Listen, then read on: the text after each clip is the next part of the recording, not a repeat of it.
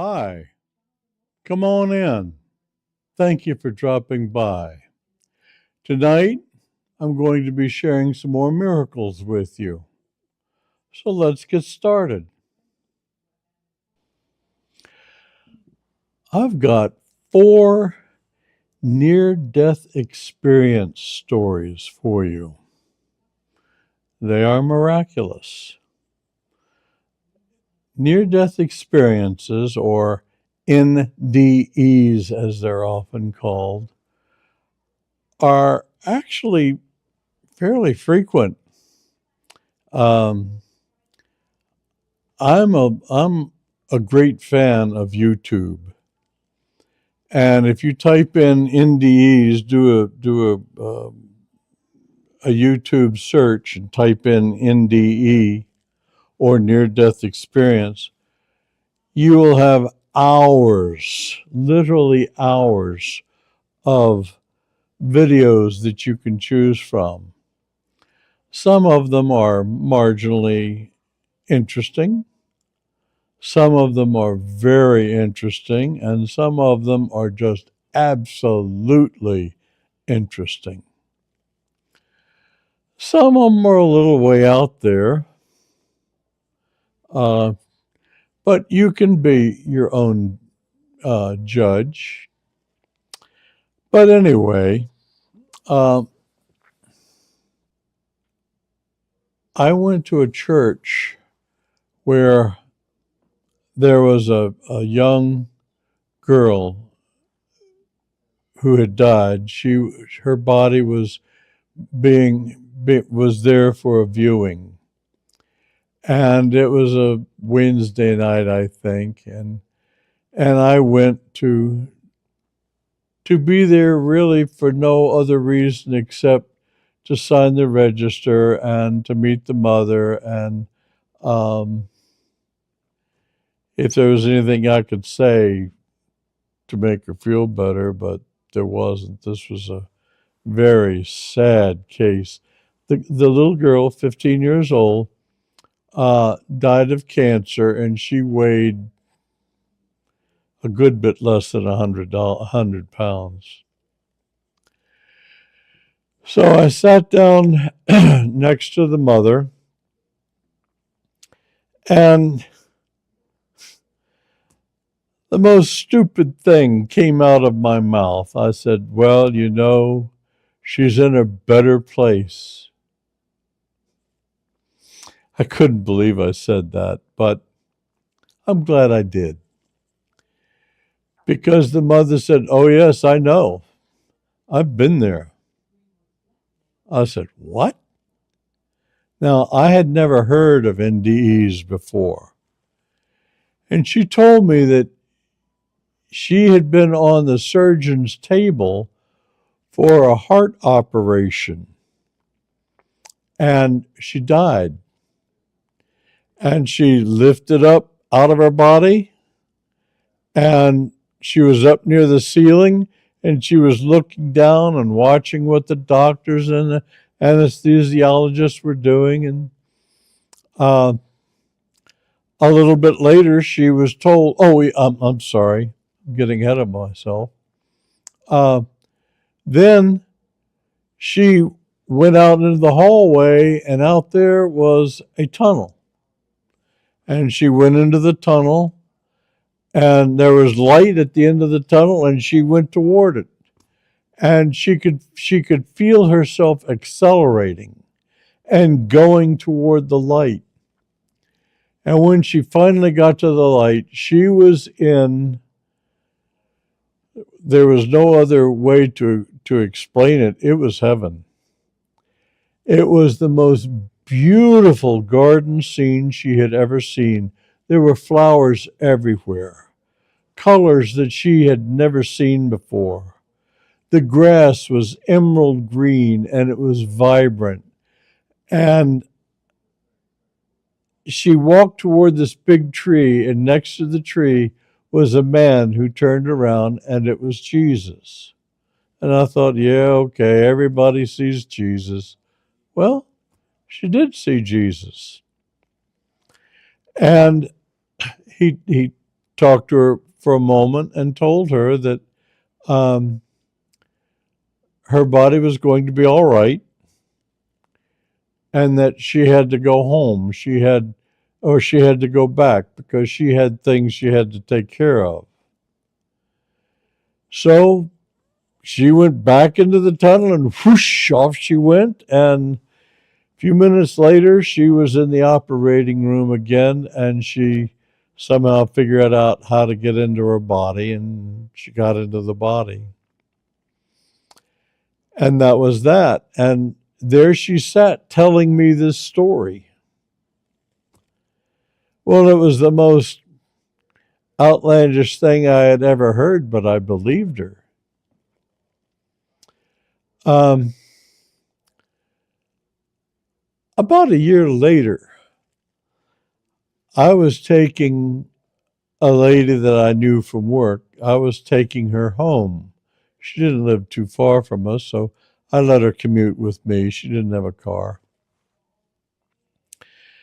And one time she told me about a story about her and some friends went to the Cheat River in West Virginia. Now, that's known locally as a great rafting river. It's got a lot of rapids. It's a dangerous river.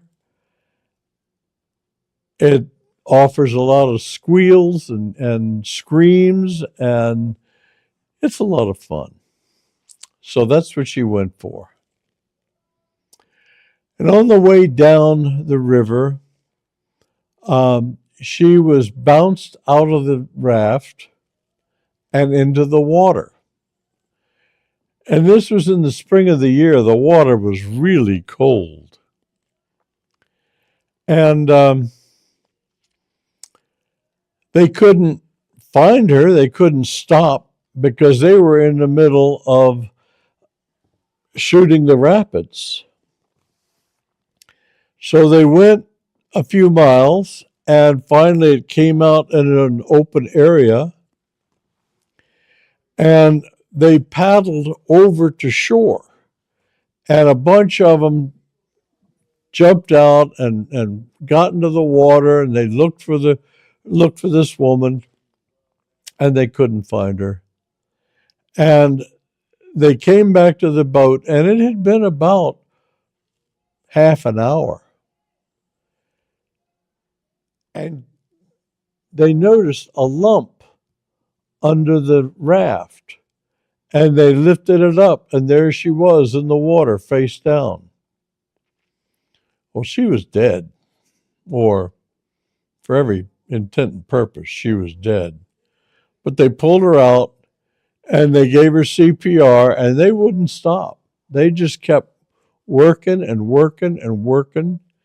And after a while, excuse me, after a while, they got her out of the water. Out of the water, and they got the water out of her lungs, and she started breathing. And she said that she was good after that, and they went on and finished the trip. I said, well, now tell me something. When you were in the water and you were out, did you see anything like maybe the other side? And she said, well, yes, I'll tell you about it. I said, okay. She says, I came up on the shore, up next to the shore, and my aunt and uncle were there. And they reached down and they pulled me out. They weren't particularly happy to see me, but they pulled me out of the water and told her that this is where everybody goes. And she looked around, and there were a lot of people just moseying around. No one was happy. They all looked very gray, a little dark, and there was no sunlight. It was a heavy dark cloud over everything. And way, way off in the distance, you could see skylight. And she said the place was just very, very bad, and she didn't like it. And the aunt and uncle told her she had to go back. And she said, I don't want to go back. You got to go back. And so they took her to the water, and she got in the water, and she went back. And that's when they apparently that's when they got the water out of her lungs and got her breathing again. Now compare that NDE with the first one I was telling you. Hey, if you want more content like this, then please click the like button. Thank you. Um, there's a big difference. There is a big, big difference. And I have a feeling it has to do with where you're going. The lady that had the surgery that went bad and she died and went to heaven and was with Jesus for a few minutes, she had a good experience. But this other lady did not.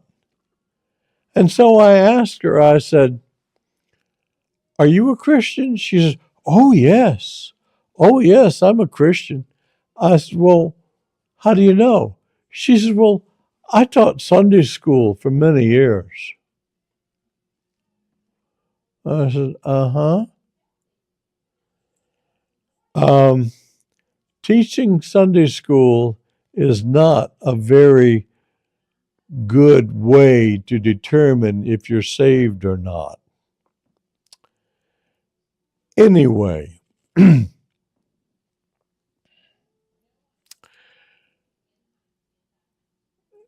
there's another story I'll tell you. It's about my wife's great aunt. She was a wicked, mean spirited woman. No one liked her. Her husband was Sheriff Phillips, who was associated with the Hatfields and the McCoy situation. That's where my wife is from. And he was known to just pull out his pistol and shoot people. And that's the kind of woman she was. She was mean spirited. And on her deathbed, she was lying in her deathbed and the family was around, and all of a sudden she started screaming, don't let them get me. Don't let them get me. They've come to get me. They've got chains and they're going to come and get me. And with that, she died screaming. I don't think that was a heavenly experience. But you can compare this one to another one of my wife's aunts. Not a great aunt, just an aunt. She was elderly and she was living with her daughter. And she knew that her time was getting near, and she told her daughter, she said, now, today for lunch, I'd like you to fix me bacon and eggs and some toast because the Lord is going to come for me at lunchtime. And her daughter said, okay, Mom, I'll do that. Well, as lunchtime approached, she fixed her bacon and eggs, and her aunt or her mother ate them and the toast. She sat in her chair and she looked and she said, oh, look, here he comes. And with that, she died. With that, she died. I got one more for you. I have a friend, a good friend, who lives down in eastern Kentucky in Appalachia. He was a coal miner. He worked in coal miners, and he has owned coal mines. And I don't know what happened to send him to the hospital, but he was on the surgeon's table, and they cut him open to work on him, and he died. And he left his body. And he just floated in the room for a few minutes. And then he went back into his body. And he woke up and he knew what happened. He knew he had a near-death experience. And he asked the Lord, does everybody that dies have this kind of a wonderful experience? Another thing that he felt when he was out of his body, it was the peace that surpasses all understanding. He was so at peace, and then he had to go back to his body. Sorry, I missed that. So he asked the Lord, is it always like this for people? And the Lord didn't answer him. So some weeks later, he was at the local jail. He's also a chaplain for the local jail. And this inmate came into the room one Sunday. This was for a service. And this man was just practically glowing. He was so full of the Spirit of God that you could look at him and tell there was something going on. And he looked over at Mark and he said, I want to talk to you. I got a testimony to tell you. So he got over to the side and started telling Mark about his life briefly. And he said, I was on the operating table and I died. And he said, I went into a tunnel and I was going down and it was dark. And I didn't like the feeling of it. And he said, I got scared because I knew where I was. I was where I deserved to be. And then he called out to Jesus. And he said, please save me. He said, I know I haven't had a good life, but I just feel like if I could have a second chance, I could do it again and I would do it right. And with that, he woke up on the surgeon's table. And they finished working on him. And he gave his life to the Lord. And he still had time to serve in jail. He had done something. But he told Mark, he said, I'm all right with it now. He said, I know where I'm going to die. I know where I will be the next time I die. So there's some NDEs for you. I thought that you would enjoy them. I hope you did. I hope you clicked on the like button. If you enjoyed this video, then please share it with someone and subscribe if you haven't done so already.